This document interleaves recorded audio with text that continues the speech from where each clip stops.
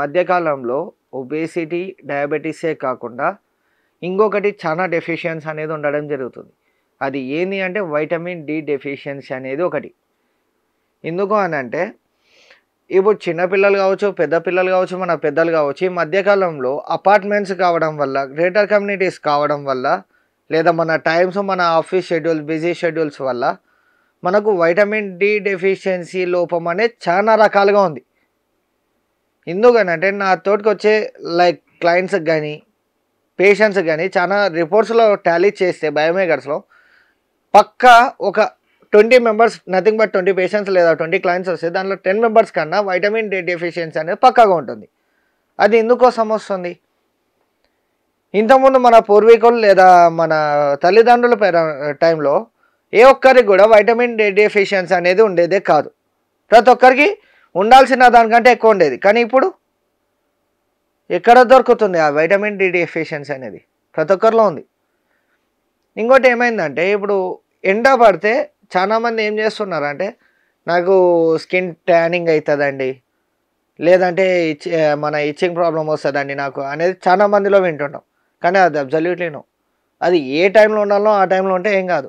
మనం ఏం చేస్తున్నాం, మనం అదేది లైక్ 11 o'clock, 10:30, 12 o'clock ఉంటే ఆ టైంలో ఉన్నప్పుడు స్కిన్ ట్యానింగ్ కాక మరి ఇంకేమవుతుంది?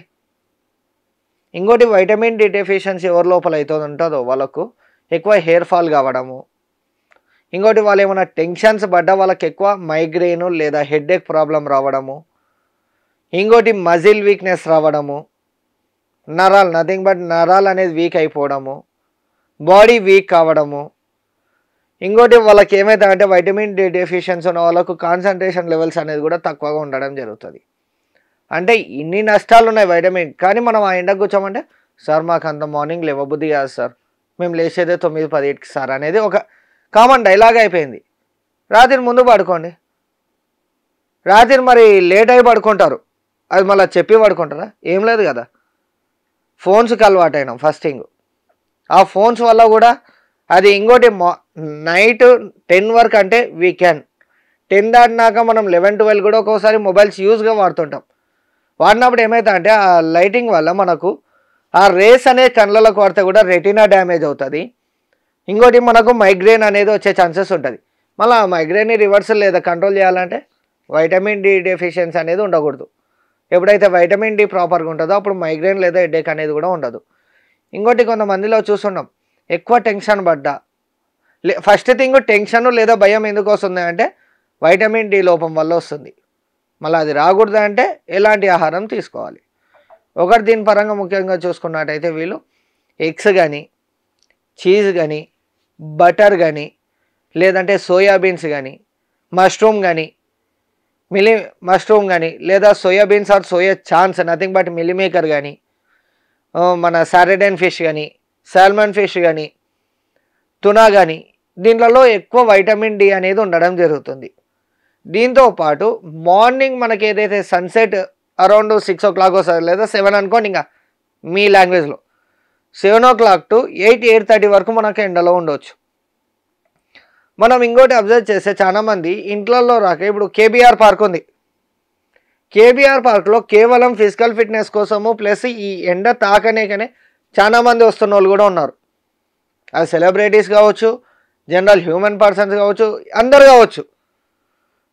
ఎందుకు పార్కులలోకి వస్తారు అంటే ఇంతకుముందు ఎట్లా అంటే మన తల్లిదండ్రులు లేదా మన గ్రాండ్ పేరెంట్స్ టైంలో సూర్యకిరణాలు అనేది ఇంట్లోకి పడేటివి డైరెక్ట్. అది వంటింట్లోకి వెళ్ళి కావచ్చు లేదా డైరెక్ట్ హాల్లోకి పడేటివి. కానీ ఇప్పుడు సూర్యునికి అర్థమవుతలేదు అది ఏ విధంగా ఇంట్లోకి రావాలనేది. ఆ విధంగా కన్స్ట్రక్షన్లు చేసుకుంటున్నాం. ఇంకోటి ఇప్పుడు అపార్ట్మెంట్స్ అని, అపార్ట్మెంట్స్లో ఎదురుబాదరయ్యే వరకు ఎండ ఎటు వస్తుందో ఎటు వస్తలేదో, ఇంత తెల్లగా అయిందో రాత్రి అయిందో కూడా తెలియట్లేదు. ఆ కాలంలో ఉన్నాం మనం ఇప్పుడు. దానివల్ల ఇంకా వైటమిన్ డి డెఫిషియన్సీ లోపం అనేది ఎందుకు రాదు? ఖచ్చితంగా వస్తుంది. దాంతోపాటు అనేక రకాల డెఫిషియన్సీస్ కూడా రావడం జరుగుతుంది. అందుకు ఒక వైటమిన్ డి డెఫిషియన్సీ వల్ల ఇంత లాభం నష్టాలు ఉన్నప్పుడు ప్రాపర్గా లేనప్పుడు మరి దాన్ని ప్రాపర్గా తీసుకుంటే అయిపోతుంది కదా. అది తీసుకోవాలంటే నేను చెప్పినట్టు సారడైన్ ఫిష్ కానీ, సాల్మన్ కానీ, టునా కానీ, తర్వాత అపోలో కానీ, లైక్ ఎగ్ వైట్స్ కానీ, ఫ్యాటీ ఫీవర్ కానీ, ఇంకోటి మనం చూసుకున్నట్టయితే మష్రూమ్ కానీ, సోయాబీన్స్ సోయా చాంక్స్ కానీ ఇలాంటివి ఎక్కువ తీసుకోవాలి. దాంతోపాటు లైక్ పన్నీర్ కానీ ఇలాంటివి తీసుకుంటే కూడా దీంట్లో ఏమవుతుందంటే వైటమిన్ డి అనేది ఎక్కువగా ఉంటుంది, కంటెంట్ అనేది, క్వాంటిటీ అనేది. దీంట్లో ఏమవుతుంది, వేరే పన్నీర్ కానీ లేదంటే మనకు లైక్ దాంట్లో తక్కువ క్వాంటిటీ అనేది ఉండడం జరుగుతుంది. అందుకు ఇలాంటి జాగ్రత్తలు తీసుకుంటూ మార్నింగ్ పూట ఒక 10 to 15 minutes ఎండలో కూర్చొని లేదా అదే ఎండలో మనం వాకింగ్ లేదా జాగింగ్ రన్నింగ్ చేసినట్టయితే కూడా ఆరోగ్యానికి మంచిదని చెప్పడం జరుగుతుంది. ఇంకోటి మనం ఫుడ్ పరంగా చూసుకున్నట్టయితే ఇవి మెయిన్. ఇప్పుడు ఇప్పుడు చాలామంది చూస్తుంటాం, ఎగ్గును అది బాయిల్ చేసుకుంటారా, ఆమ్లెట్ చేసుకుంటారా, ఫ్రై చేసుకుంటారా, కర్రీ చేసుకుంటారా, మసాలా చేసుకుంటారా, మీ ఇష్టం. I'm not going to say only to do this, మీకే ఆప్షన్స్ అది కానీ మష్రూమ్ కర్రీ చేసుకుంటారా, ఫ్రై చేసుకుంటారా, మీ ఇష్టము. తర్వాత ఇప్పుడు ఫిషెస్ ఉంటాయి. ఫిషెస్లో కూడా చాలామంది ఏం చేస్తారంటే రోస్టెడ్ ఫిషెస్ కానీ లేదంటే బాయిల్డ్ ఫిష్ కానీ లేదంటే కర్రీ ఫిషెస్, అది మీ ఇష్టం. ఇవి ఇట్లా తీసుకోవడం వల్ల మనకి ఏమైతే అంటే బోర్ అనిపించదు, తీసుకునే ఫుడ్ని కూడా ఈజీగా తీసుకోవచ్చు, ఇష్టంగా తీసుకోవచ్చు. అక్కడ ఇంకోటి నేను ఏం చెప్తా అంటే నా సజెషను, బయటి మసాలాల బదులు ఇంట్లో తయారు చేసుకునే మసాలా దాని మీద స్ప్రింకిల్ చేసుకొని తీసుకోవడం వల్ల మనకి ఇంకా హెల్తీగా ఉండడం జరుగుతుందని చెప్పడం జరుగుతుంది. That's it friends, thank you.